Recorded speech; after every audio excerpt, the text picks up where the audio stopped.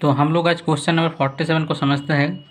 देखो ये क्वेश्चन थोड़ा सा क्लास 5 में जो नवोदय दे रहा है, क्लास 5 से 6 में जो जाएगा वो नवोदय देगा, ये थोड़ा सा उसके लिए डिफ़िकल्ट होगा। लेकिन डिफ़िकल्ट कुछ नहीं है, समझा देने से समझ जाएगा। लेकिन थोड़ा सा मतलब क्या रखना पड़ेगा, उसको रिवीजन शक्ति रखना पड़ेगा। अगर उसको मतलब मेंसुरेशंस मैथ का ज्ञान नहीं है तो उसके लिए और ज़्यादा थोड़ा डिफ़िकल्ट होगा। लेकिन कोशिश करने वाले को कभी हार नहीं होती है, तो इसलिए हम लोग कोशिश करेंगे ज़रूर।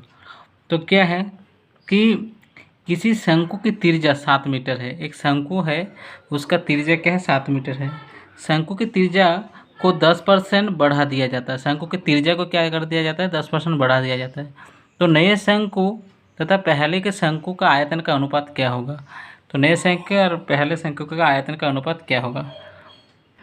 तो सबसे पहले पता होना चाहिए कि शंकु क्या होता है। देखो शंकु एक जो बर्थडे टोपी होता है उसी को हम लोग शंकु कहते हैं। तो क्या होता है कि शंकु का ये एच होता है और ये आर होता है। इसको हम लोग नहीं लिखे हैं यहाँ पर एच, तो मैं लिख देता हूँ। ये हो गया इसका एच, ठीक है। एच मतलब हाइट, और ये शंकु का त्रिज्या, त्रिज्या मतलब आर। ये पूरा को हम लोग डी करते हैं, डी कहते हैं। और ये एक क्या है, सर्किल है, ये एक सर्किल है। देखो तो त्रिज्या क्या है, ऑलरेडी यहाँ पर क्या दिया गया है, 7 मीटर दिया गया है। त्रिज्या क्या दिया गया है, 7 मीटर। लेकिन नया शंकु में क्या बोल रहा है कि त्रिज्या को हम लोग बढ़ाएंगे 10%, इंक्रीज इक्वल टू 10%। तो हम लोग 10% इसमें त्रिज्या को बढ़ाएंगे। तो हम लोग का जो नया त्रिज्या होगा, हम लोग का पहला त्रिज्या कितना था, 7 मीटर था। अब हम लोग का 7 मीटर का 10% बढ़ा रहे, तो 7 मीटर प्लस 7 इंटू 10%, उसका 10% बढ़ा रहे। इसमें देखो परसेंट का मैथ घुस गया। तो 7 मीटर प्लस 7 का 10/100, तो ये शून्य शून्य कट गया, तो 7/10 हो गया। कितना हो गया, ये 7/10 हो गया। अब यहाँ पर क्या हो गया, देखो हम लोग एलसीएम जानते हैं क्योंकि ये इसके साथ ये क्या गुना हो जाएगा। तो सरल करेंगे, इसके साथ इसको गुना करेंगे, 70 हो गया प्लस 7 हो गया बटे 10 मीटर हो गया। तो 77/10 मीटर हो गया, 77/10 मीटर हो गया। तो इसके बाद देखो इसको हम लोग 7.7 मीटर भी लिख सकते हैं। अब देखो एक छोटा सा चीज़ समझाने के लिए मैंने बताया है कि पाई क्या है। एक पाई का मान समझ लो, ये पाई क्या इस्तेमाल होगा। हाँ देखो, तो इसलिए बोल रहा हूँ, पाई का एक मान होता है 22/7, और पॉइंट में करें तो 3.14 होता है। पाई को कोई अपने अपने आकार से लिखता है, कोई इस टाइप से लिखता है, कोई इस टाइप से लिखता है, और भी बहुत तरीका है। इसका और एक मान होता है 360 डिग्री। देखो क्योंकि शंकु के नीचे एक सर्किल होता है, शंकु के नीचे क्या होता है, एक सर्किल होता है। तो इसीलिए क्या हुआ, सर्किल का लिए वो पाई का इस्तेमाल होता है। क्यों, क्योंकि देखो कि एक कोण का मान कितना 90 डिग्री होता है। तो यहाँ पर कितना कोण है एक सर्किल में, एक कोण, दो कोण, तीन कोण, चार कोण। तो 4 9 जा 36, इसलिए 36 डिग्री हो गया। तो 36 डिग्री के लिए पाई का मान इस्तेमाल होता है शंकु में। ठीक है, आगे देखते हैं। तो देखो शंकु का मूल आयतन क्या है। तो शंकु का मूल आयतन होता है 1/3 पाई आर स्क्वायर एच। देखो मीटर क्यू होता है, आयतन हमेशा मीटर क्यू या सेंटीमीटर क्यू में होता है। तो 1/3 पाई का मान हम लोग यहाँ पे नहीं बिठाएंगे क्योंकि हम लोग अनुपात निकालेंगे। तो आर क्या है, पहला आर था मेरा 7, क्योंकि जब मेरा इंक्रीज नहीं किया था त्रिज्या। तो 7, ये आर की जगह पर 7 हो गए, आर स्क्वायर की जगह स्क्वायर, एच की जगह एच, मीटर क्यू जगह मीटर क्यू।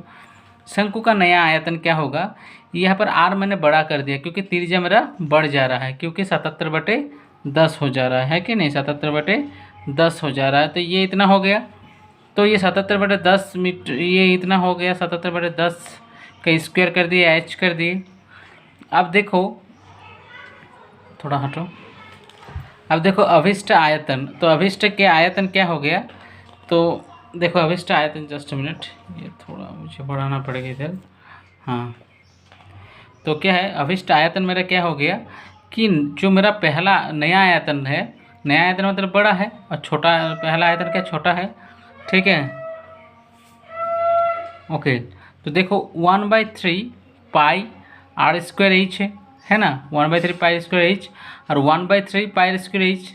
देखो 1/3 पाई, 1/3 पाई, ये क्या हो गया, कट गया। ये क्या हो गया, कट गया, एच कट गया। तो क्या बचा, ये वाला बचा।